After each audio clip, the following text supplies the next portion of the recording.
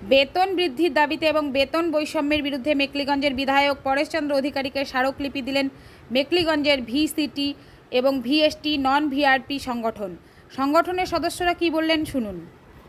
আপনারা কোন সংগঠনের পক্ষ থেকে যে এখানকার বিধায়ক পরেশচন্দ্র অধিকারী যে স্মারকলিপি দিলেন একটু বিস্তারিত বলুন।